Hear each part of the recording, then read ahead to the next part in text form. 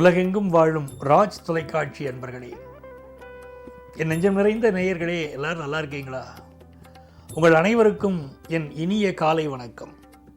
இந்த நாள் இனிய நாளாக அமையட்டும். நமது இன்றைய ராசி பலன்கள் நிகழ்ச்சியில் இன்னைக்கு நம்ம ஆகஸ்ட் மாதம் 4ஆம் தேதி 2025ஆம் ஆண்டு பலன்களை பார்க்க போகிறோம். தமிழ் வருடத்தில் விசுவாவசு வருடம் ஆடி மாதம் 19ஆம் நாள் திங்கக்கிழமை.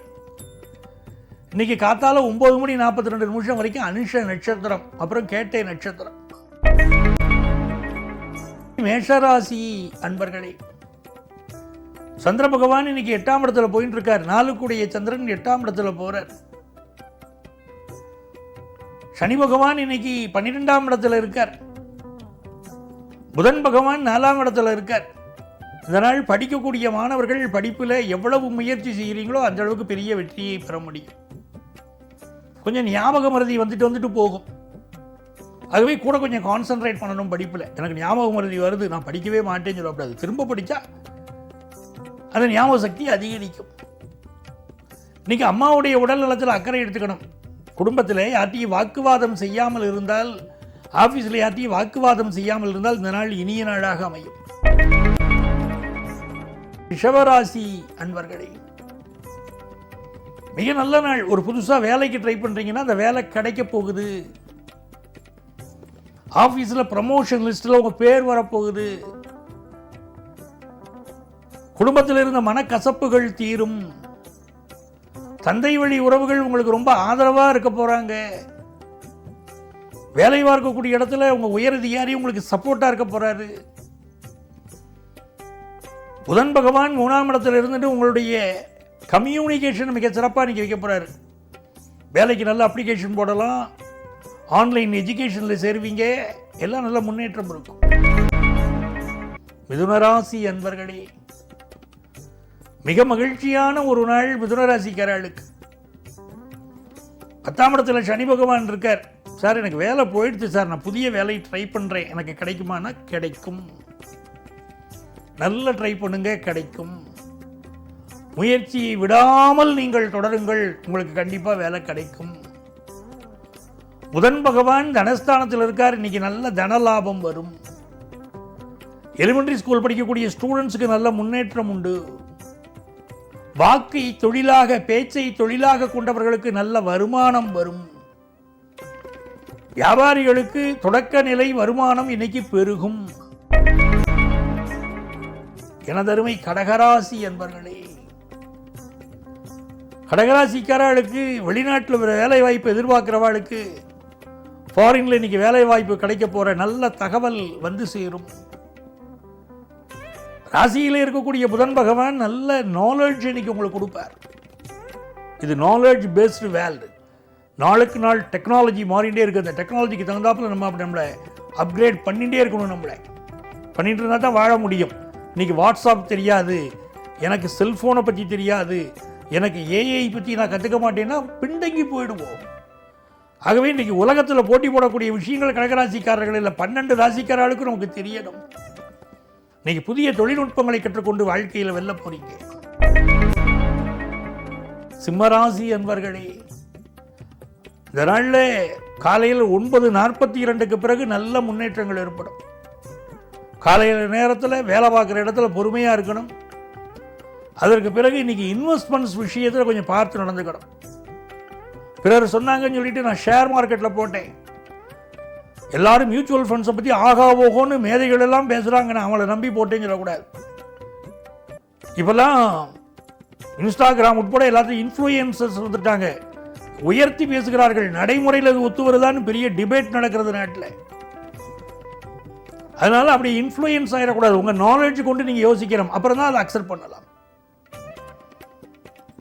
இந்த நாள் உங்களுக்கு சிம்மராசிக்காரர்களுக்கு புதிய வியாபாரம் தொடங்கும் எண்ணம் பெருகும். படிப்புல முன்னேற்றம் ஏற்படும். கன்னிராசி என்பர்களே, நன்மைகள் அதிக அளவில் நடைபெறக்கூடிய நல்ல நாள் இந்த நாள். நீங்க எதிர்பார்க்கக்கூடிய காரியங்கள் அனுகூலமா முடியும். படிப்புல வெகுவான வளர்ச்சி இருக்கு. மாணவர்களுக்கு என்ன தடை இருந்தாலும் நிவர்த்தி ஆகும். உங்களுக்கு அனுகூலமான மனிதருடைய குரலை கேட்டு மகிழ்வீங்க. அவங்களுடைய நேரை பார்த்து மகிழ்வீர்கள். அவர்களுடைய வருகையை கண்டு மகிழ்வீர்கள். உங்களுக்கு ஆதரவான பல சம்பவங்கள் நடக்கும். ஆபீஸ்ல, வீட்டில் உங்களுக்கு ஆதரவான சம்பவங்கள் நடக்கும். மன மகிழ்ச்சியா நீங்க இருப்பீங்க. துலாம் ராசி அன்பர்களே, துலாம் ராசிக்காரங்களுக்கு இந்த நாள் சந்திர பகவான் உங்களுடைய தனஸ்தானத்தில் இருக்கார். நல்ல தன வருமானம் வரக்கூடிய நாள். உங்கள் ராசியை குரு பகவான் பார்ப்பது ஒரு யோகம். ஆகவே வாழ்க்கையிலே வெகுவான முன்னேற்றம், நல்ல பண வசதி, நல்ல அந்தஸ்து உயரக்கூடிய யோகம் இப்பொழுது துளாராசிக்காரர்களுக்கு உண்டு. படிக்கக்கூடிய படிப்பில் இருந்த சிக்கல்கள் எல்லாம் மெல்ல மெல்ல நிவர்த்தியாகும். வேலை பார்க்கிற இடத்துல சில தடுமாற்றங்கள் இருக்கு, எல்லாம் நிவர்த்தியாகும். நல்ல நாள்.